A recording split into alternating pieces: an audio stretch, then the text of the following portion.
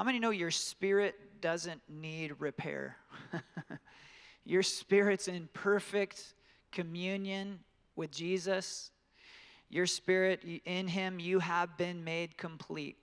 Your spirit's already in perfect communion. It's perfectly righteous. It's perfectly complete.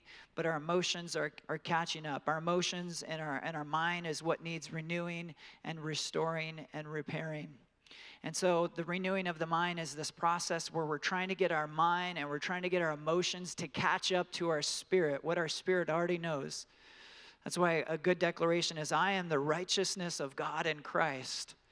Especially when you don't feel that. You're like, I don't feel that in my emotions, but your spirit knows it. Your spirit's like, you are the righteousness of God in Christ. It's like rising up in your spirit. And when we partner with it, we're just like, Brain, this is what you're going to believe. We are the righteousness of God in Christ.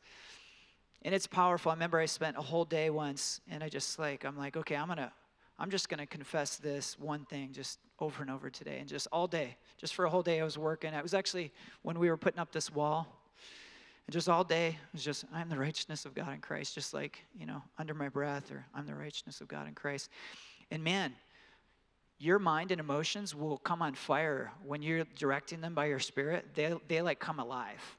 And I started by like several hours after just continuing declaring this, I started to feel like something really powerful just welling up in my emotions.